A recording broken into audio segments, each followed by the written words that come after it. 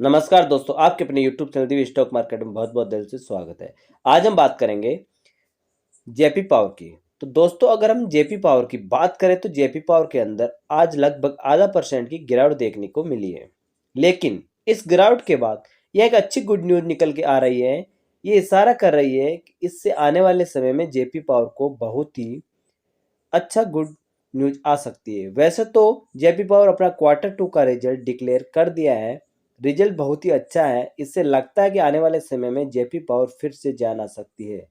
लेकिन JP power को जो कारोबार है वो बढ़ता जा रहा है। इससे लगता है कि ये छोटा सा पेनी स्टॉक मल्टीबैगर स्टॉक बन सकता है। कंपनी अपनी बिजनेस को तेजी से आगे बढ़ा रही है। वह ये दो मोर्चों में आगे बढ़ा रही है। कंपनी अपने बिजनेस आगे बढ़ाने का कोल माइंस एक्वायर कर रही है, जिससे कंपनी के थर्मल पावर बिजनेस आगे बढ़ेगा। दूसरी तरफ कंपनी ग्रीन ग्रीन एनर्जी की संभावनाएं तलाशने की कोशिश कर रही है। साथ ही अपना पुराने कर्ज को भी कम करने की कोशिश कर रही है, जिससे कंपनी से लगता है कि कंपनी में इस गिरावट का फायदा आपको उठाना चाहिए और जेपी पावर आपको हो सकता है आने वाले समय में अच्छा रिटर्न दे सकता है। बहुत सारे लोगों को ये लग रहा है कि ये पैसा डूब जाएगा, लेकिन इस कंपनी का पहले लगभग 50 पैसे पर ट्रेड कर रही थी। लेकिन कंपनी ग्रोथ में हुआ और साथ में कंपनी के कुछ करेक्शन भी देखने को मिल रहा है। 2020 से लेकर अब तक कंपनी काफ़ी कर्ज कम कर चुकी है। साथ में अपनी कारोबार को भी काफ़ी बढ़ा चुकी है।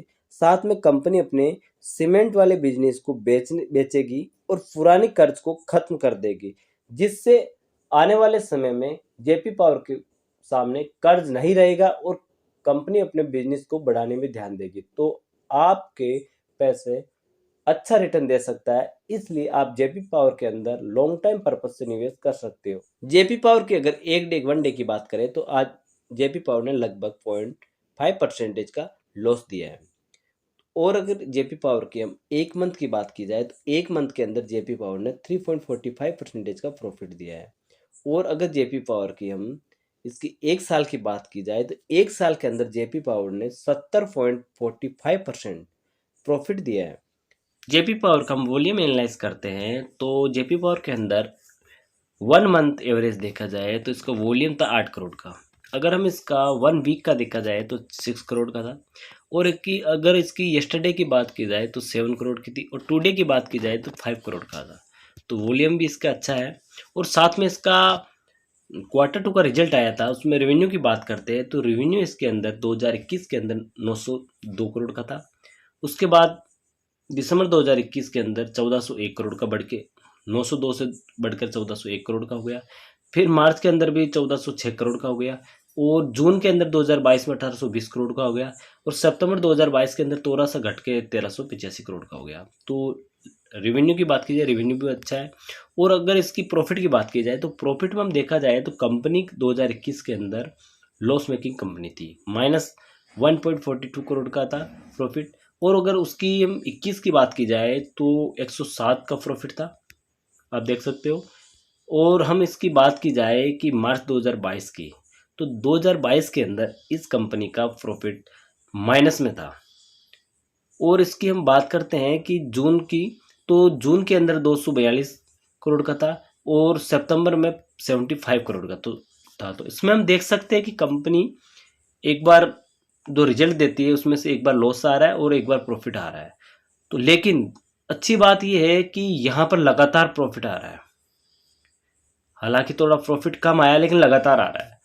और हम इसकी बात करते हैं नेटवर्थ की, तो नेटवर्थ के अंदर देखा जाए तो इस कंपनी के अंदर लगातार प्रॉफिट देखने के लिए मिल रहा है। यहाँ पर 10,285 का, उसके बाद यहाँ पर 10,389 का और यहाँ पर 10,707 का प्रॉफिट देखने के लिए मिल रहा है। तो नेटवर्क भी कंपनी का काफ़ी अच्छा है। यहाँ पर हम रेवेन्यू की बात की जाए तो भी यहाँ पर भी कंपनी का रेवेन्यू बढ़ता दिखाई दे रहा है। कि आप देख सकते हो 2018 के अंदर 4,876 का, 2019 में 3,891 का, यहाँ पर 3,283 का, यहाँ पर 3,300 वन का, और यहाँ 4624 का रेवेन्यू देखने के लिए मिल रहा है। तो रेवेन्यू भी लगातार आप देख सकते हो बढ़ रहा है। और हम इसका नेट प्रॉफिट की बात की जाए तो नेट प्रॉफिट में इसके अंदर ये कंपनी 2018 के अंदर लॉस मेकिंग कंपनी थी।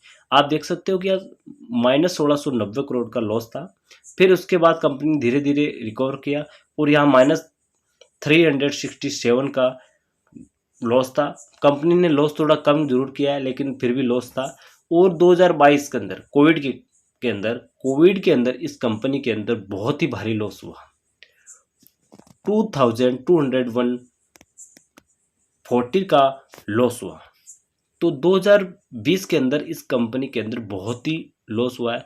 और 2021 में देखा जाए तो कंपनी फिर से वापस प्रॉफिट में आई, यहाँ 215 का प्रॉफिट हुआ। और अगर 22 की बात की जाए तो 107 का प्रॉफिट हुआ, नेट प्रॉफिट हुआ। तो कंपनी का लगभग सारा कुछ ठीक है। और अगर इसकी खरीदारी की बात की जाए तो खरीदारी इस कंपनी के अंदर आप देख सकते हो कि 13 अक्टूबर यहाँ पर भारी कंपनी को खरीदारी नहीं हुई, वापस सेल किए गई कंपनी के स्टॉक को, यहाँ भी सेल किए गई, यहाँ भी सेल।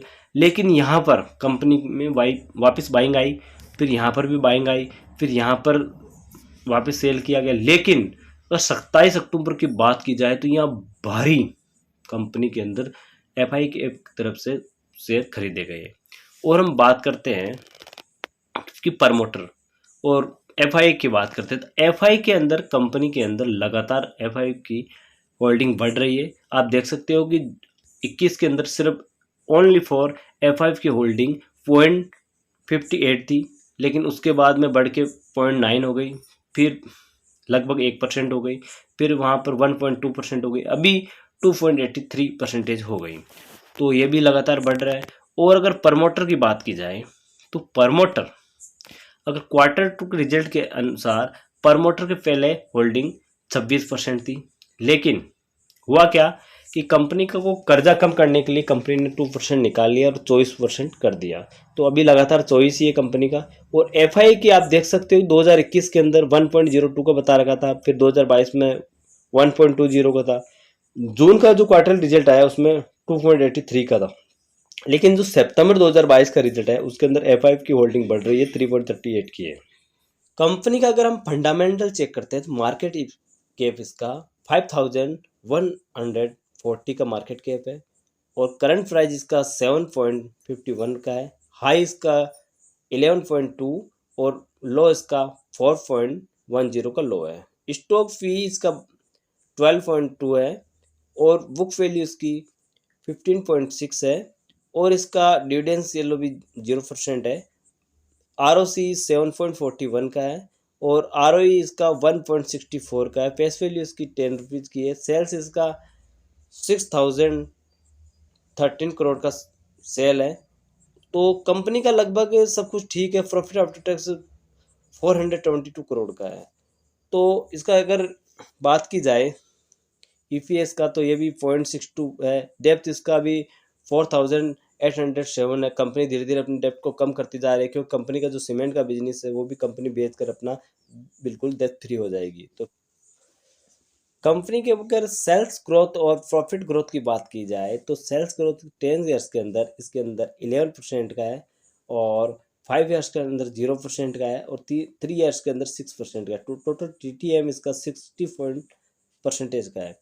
तो अगर ग्रोथ की बात की जाए तो ग्रोथ इसका 10 वर्ष के अंदर -12% का है, फिर 5 वर्ष के अंदर 16% का हुआ, 3 ईयर्स के अंदर 31% का। अगर TTM की बात की जाए तो 274% का प्रॉफिट देखा जा रहा है। तो कंपनी लगभग ठीक है। और अगर इसकी PE लेवल की बात कर रहे हैं तो इसमें रजिस्ट्रेशन 7.78 का है, दूसरा है 8.02 का है, 3 है 8.18 का है। और अगर इसका सपोर्ट की बात की जाए तो 7.38 का पहला सपोर्ट है, दूसरा इसका 7.22 का है और तीसरा 6.98 का है। और अगर आप इस स्टॉक में अगर खरीदारी करने चाहते हो तो आने वाले समय में मल्टीबैगर स्टॉक बन सकता है, लॉन्ग टाइम पर्पज से खरीद सकते हो। लेकिन हम ये वीडियो आपको सिर्फ एजुकेशनल पर्पज से बताते हैं, लेकिन आप अपने फाइनेंशियल एडवाइज़र से सलाह लेकर ही काम करें। और हम सिर्फ आपको ये एडवाइस करते हैं कि जो हमारे को लगता है, लेकिन आप अपना खरीदारी करने से पहले अपना फाइनेंशियल एडवाइज़र से सलाह लेकर ही खरीदारी करें। ओके दोस्तों, हमारा चैनल आपको सही लगा तो हमारे चैनल को सब्सक्राइब कीजिए और बेल आइकन घंटी ज़रूर दबाएँ ताकि समय-समय पर आपको न्यूज़ मिलती रहे।